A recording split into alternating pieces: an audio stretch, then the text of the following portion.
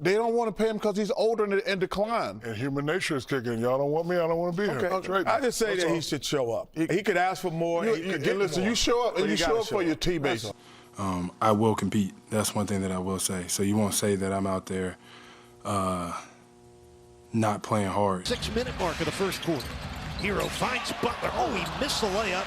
Got it back. Missed again and again. Portland, they want a franchise record 28 games. And shot clock duress. Butler a one-legged three. You stink. You can get mad at the Miami Heat organization, but the fans of Miami and those guys in that locker room, they ain't got nothing to do with you wanting a contract extension. When it comes to the phrase going out sad, nobody's going out sadder than Jimmy Butler. As Butler a couple of years ago, he's regarded as an old school player doing anything to win, a real grit and grind guy, a real old school type player.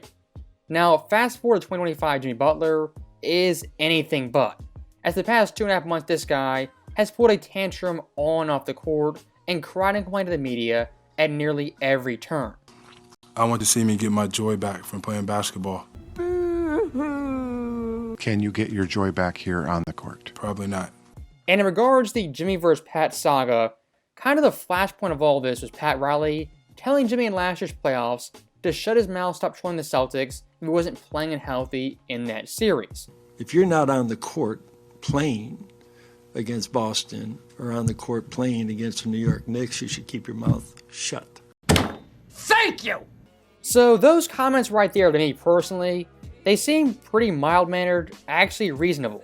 If you're not playing not healthy, why are you trolling, talking trash, and just being a nuisance and a distraction? If you're not playing, quite simply, shut your mouth. Now, part 2 to the Jimmy vs. Pat Riley saga, of course, revolves around the contract extension, which Pat Riley this summer didn't give Jimmy. Now, what Pat did give Jimmy was kind of some guidelines, some criteria to eventually get that contract. And the guidelines, pretty simple and straightforward. Be healthy, be available, don't be passive, low managed, and just be an all-star, all-NBA player. Just be Jimmy Butler of old. Seems reasonable. Those quote-unquote demands, requirements aren't that outlandish or unreasonable for a guy who wants $50 million and a big-time extension. And looking at Butler's play on the court to start this season, I mean, he couldn't come out playing worse and performing at a lower level. As the first 8 games of the season, Butler, 16.1 points per game, 4.9 dimes, 4.4 boards, on 48% shooting, with a plus-minus of negative 4.3. Now, those numbers right there, that production, I mean, it's decent, above average, a mid-tier starter, above average player.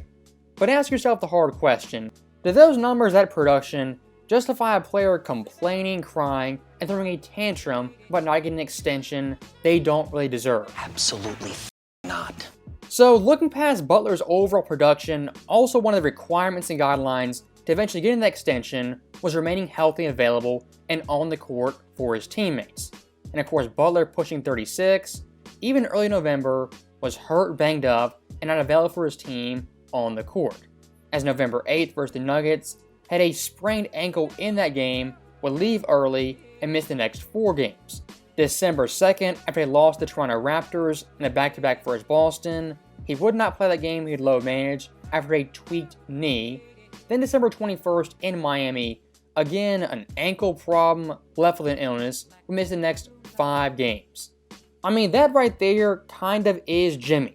Subpar average production with these little injuries, missing time here, missing time there. At this point, Butler just not reliable, healthy enough to be that guy on a team that's competing for championships, even for a top 5 seed in the Eastern Conference. Leave the football before the football leaves you. The football's left them. For fans who defend Butler at this point, I mean, what leg are you standing on?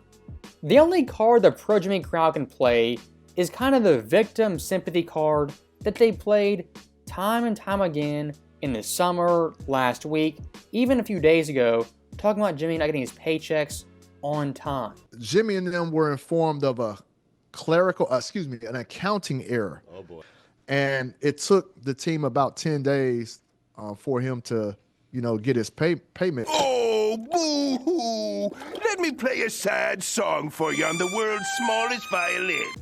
A guy like Chris Haynes right there, probably the least subtle agent whisperer in the entire NBA. As very clearly Chris Haynes is being fed talking points by Butler's agent day by day. And what they're trying to do at this point is win the PR battle, win the narrative, and get the fans on Butler's side. But it's kind of hard to do that when Butler himself has wronged the fans, wronged the team at every single turn. And I think if your biggest grievance, the most outrageous thing that's been done to you, is that one paycheck was late in 3 years, you've been done pretty good, you've been treated pretty well, and like a king amongst peasants. And put yourself in Jimmy's shoes for 1 second.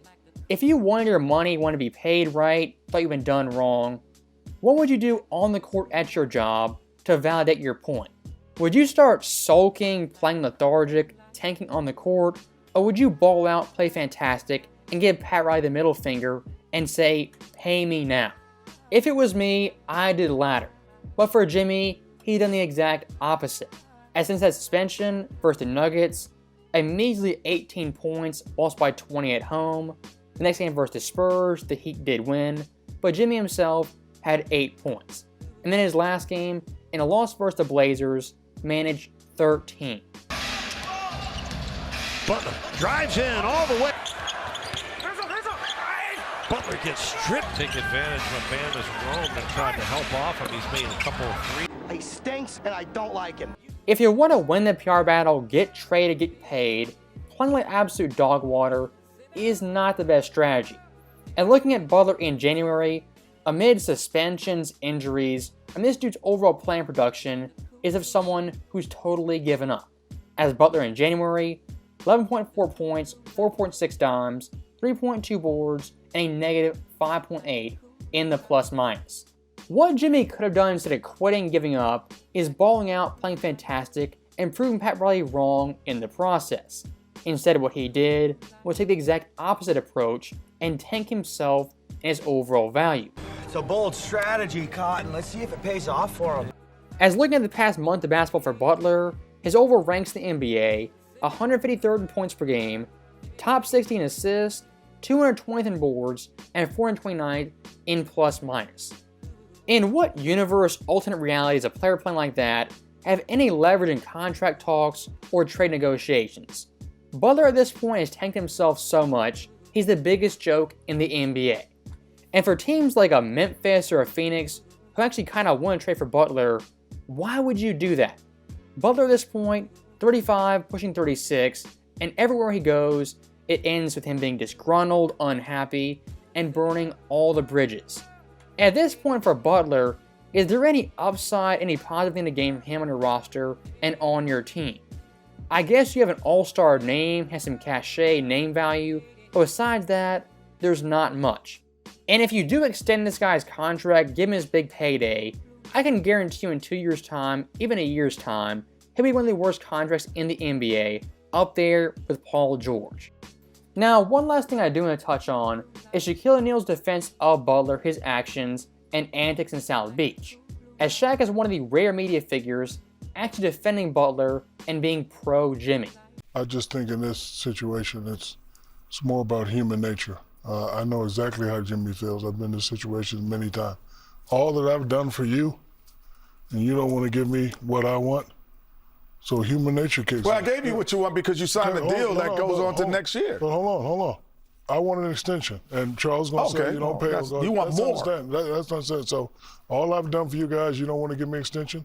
So now human nature kicks in. You don't want me, I don't want you. So I don't like. You still have to be professional. But I don't like it's his fault and he's unprofessional. He's doing that. So stopping Shaq right there is overall points. I mean, they're his opinion, his take. That's fine. But I think the bigger story in all this is that Shaq, he's the guy defending Butler when he in his own career was in a similar spot in 2008. As the court's being traded from Miami, went to Phoenix, Cleveland, and then Boston. And Shaq, by his time in Cleveland, had one of the worst contracts in the NBA, if not the worst. As in 2010, he was one of 5 players making 20+ mil. The others being Kobe, Jermaine O'Neal, T-Mac, Tim Duncan, and then Shaq. Late 2000s Shaq, early 2010 Shaq, I mean, he's in a very similar spot to Butler right now in the 2020s. And Riley, just like with Shaquille O'Neal, he cut bait at the exact right time. As of course, Shaq, 2 years after being in Miami, was one of the worst contracts in the NBA. The biggest mistake Pat Riley could have made and could make is paying Jimmy Butler. And for teams like Memphis and Phoenix, the worst mistake they can make is also paying Butler. So that right there is the end of the video, and I'll say one last thing. If you're a successful GM, you've won championships, you had a run with a player, run with a team, and it's coming to an end, the worst thing you can do is extend that player and give them a big time payday when they're 35. All throughout NBA history, teams who do that have signed their own death warrant for the future. And in South Beach, Pat Riley, very smartly, has not done that. So Butler, best of luck in Phoenix, Memphis, wherever you go. But your days number one option, a championship player, are effectively over and done with. As always, thank you guys for watching. Hope you enjoyed it. I'll see you next time.